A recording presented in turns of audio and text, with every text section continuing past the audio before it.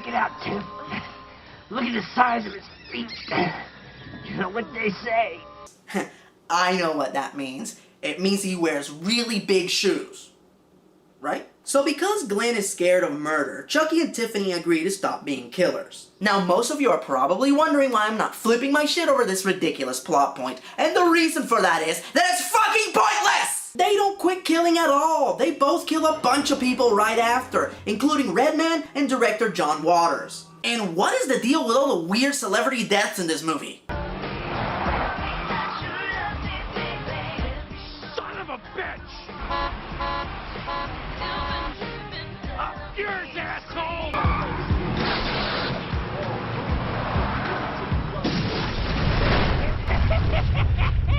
Oops, I did it again.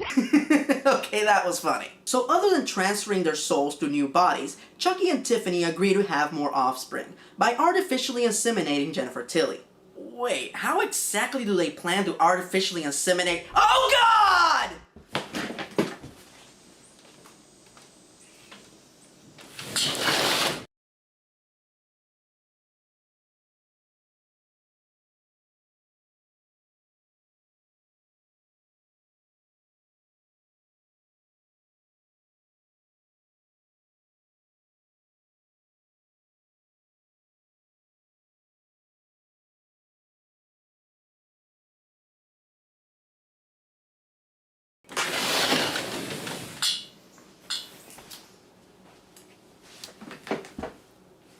Okay.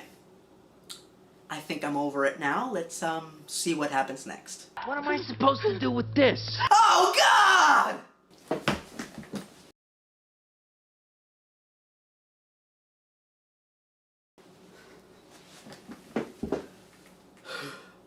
Okay. I think I'm over seeing Chucky masturbating, and then seeing him holding a cup of his own. I think I can handle anything else that this movie can dish out.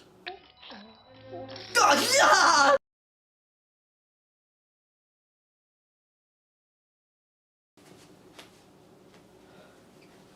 Okay. This is officially too much. I think I'm gonna have to go to my happy place for a moment.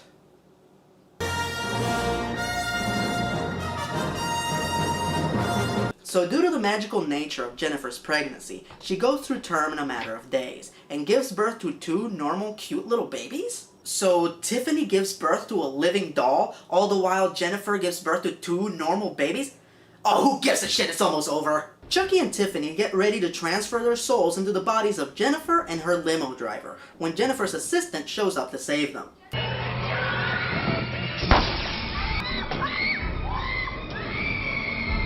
Dang.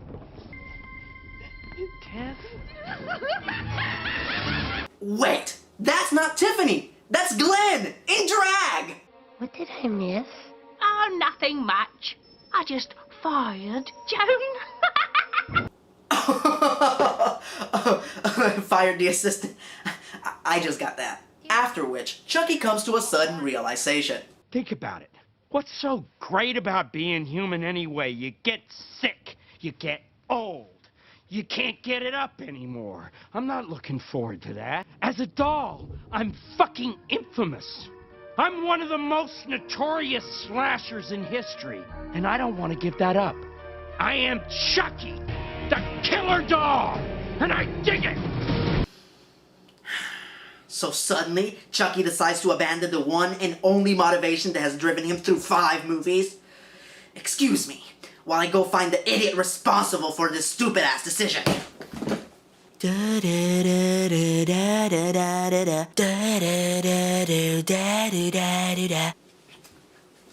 I'm sorry that took so long. It took me a while to track down the guy responsible for this. And trust me, we met.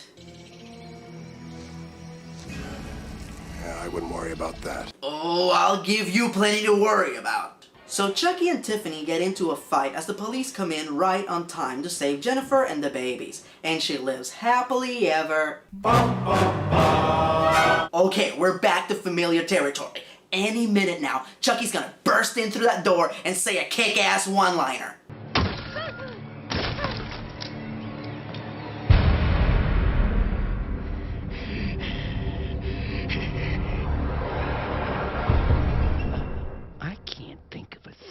to say. Contain your anger, Erod. No reason to get upset. If there is one thing that all these movies have in common, is that they all have great climactic endings. Dumbledore, give me the power I beg of you. Oh, no!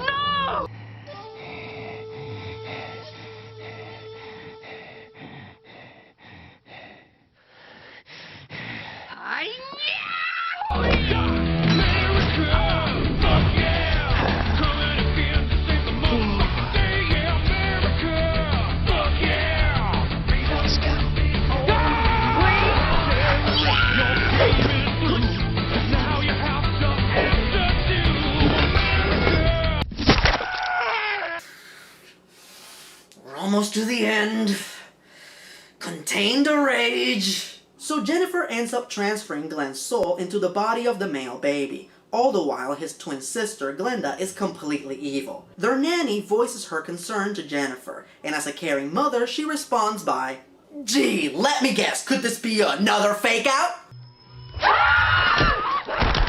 Yup, it turns out that Tiffany did manage to transfer her soul into Jennifer's body.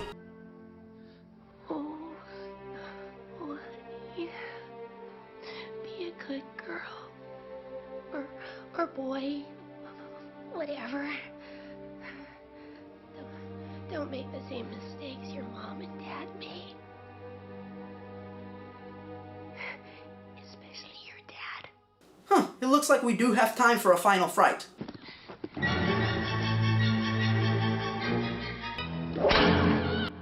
What's that? It looks like an arm. Temperature rising. Vision blurring. Rage taking over! You know, I can't help but wonder if all that voodoo stuff is actually real.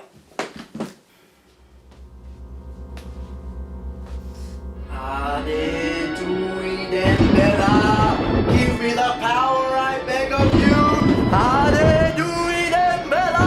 Give me the power, I beg of you. Huh, nothing.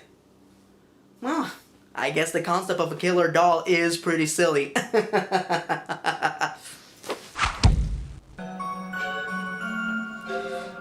That'll teach you to fuck with the Chuck. This movie's a dilapidated, disfigured doll of destruction. It just completely tears down everything that was built by the first 3 movies. While The Bride of Chucky might have taken a few swings at this franchise with a wrecking ball, this movie finished the job with a well-placed implosion. Also, I've never been a fan of Chucky's mangled look. Yes, he looks badass, but Chucky's greatest weapon in his arsenal is how he can make himself look like a harmless doll. If he looks like a creepy killer doll all the time, then that makes him less effective. Oh. And am I the only one that feels that this movie's missing something really important? You know, like a hero? That's right, Chucky and Tiffany have no adversaries in this movie. No Andy or Kyle, whom I had a badass crush on while I was in middle school. I love that woman. Hell, I even would have accepted Jade and Jesse from the last movie. But nope, it's like they wanted this movie to be as lopsided as Quasimodo's posture.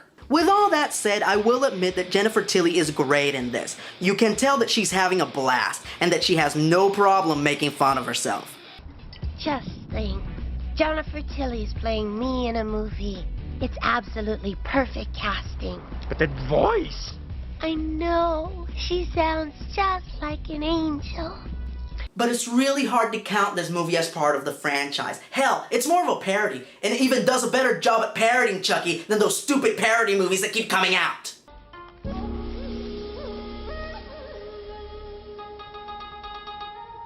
Konnichiwa, Oko-san, Oto-san.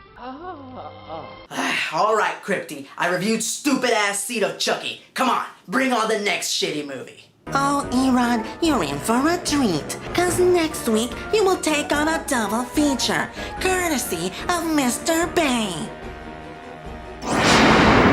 Voorhees.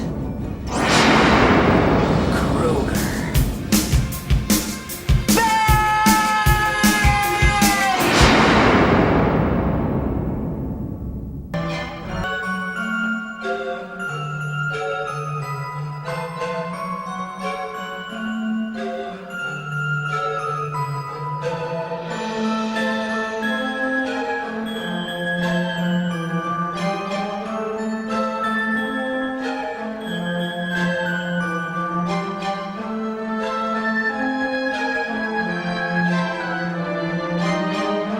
Check out my website, suckers!